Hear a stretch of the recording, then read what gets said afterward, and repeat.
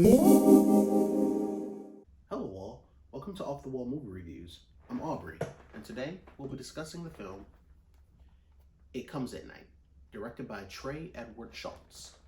This is a horror mystery about a family of three who live in a secured and isolated home, escaping an unnatural threat that's worldwide.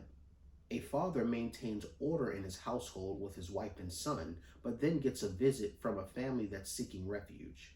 This movie starts off with our main characters faced with the tough decision brought upon them due to this infectious threat. We learn from this scene that extreme measures have already been taken and that this family has had to adapt to their current situation. Their house is boarded up and secured to protect them from the outside world. It's a very organized way to protect their home. The extent of how well prepared this family is reminds me of something you will probably see on Doomsday Preppers. I aspire to be half as good to be this self-sufficient someday. God forbid we experience some economic collapse in my lifetime. Hoping for the best and preparing for the worst doesn't sound too bad, but it's an expense and a lifestyle that can consume a person's life, from what I've seen. It looks like if you were to go this route, you would need to be all in order to be efficient. Now, the character Paul seems to have a good head on his shoulders. He gives off a vibe of a well-rounded person. In this next scene, there's this really good exchange of dialogue between him and another person that he's trying to fill out. Their back and forth on how they encountered one another, what action should be taken to move forward, and how they can establish trust is gripping. It was like I could feel the tension radiating off the screen. To see Paul take the time to have this conversation shows me how calculated he can be. I wouldn't blame anyone put in this sort of circumstance to act rash and respond in a way that will probably be deemed as harsh. What we have here is a character who has shown a glimpse of someone who still has their humanity. Now, presented with this dilemma of whether or not to trust this guy has Paul on high alert. He ultimately decides to help this stranger, and we're now introduced to Will. Next, we meet Kim and her son Andrew, who gets acquainted with Paul's wife Sarah and their son Travis. Once Paul, Sarah, and Travis open their home to guests, they start showing them the ropes. They demonstrate their daily routines and start to work as a unit. Even Paul's family dog Stanley plays an important part, on guarding on patrols and keeping lookout.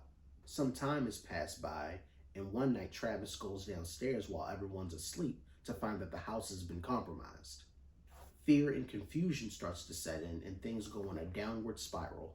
This film is shrouded in a lot of suspense. It takes my viewing experience and has me question how I would evaluate the situation if I were in their shoes. There are moral dilemmas presented here that I don't have a concrete solution to. It's not always that black and white when having to face hardships like the ones that are presented here. I like that the storytelling in this movie challenges my own morality. It's as if it asks me to weigh the difference between commune and survival.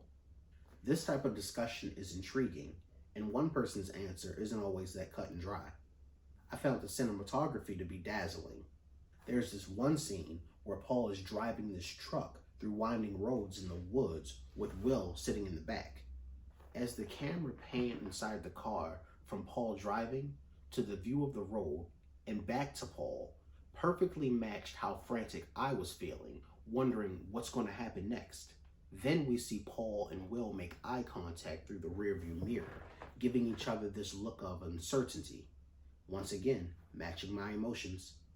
Then there's shots that simply look like a work of art. For instance, this one scene where Stanley senses something lurking in the woods and starts to bark. Then the camera zooms in overhead of the dog at foliage. Then another scene where Paul, Will, and Travis are out in the middle of the woods watching these flames burn in a ditch. The beauty in the midst of terror was captured well here. The performances were exceptional.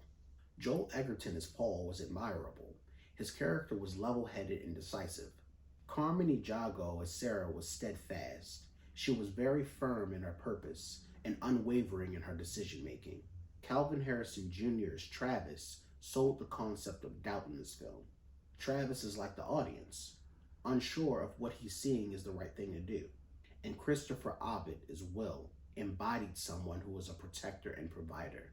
He portrayed a person who was desperate very well. Now, I can see people taking issue with how some plot points are left ambiguous. Not everyone likes to speculate what happens in a movie.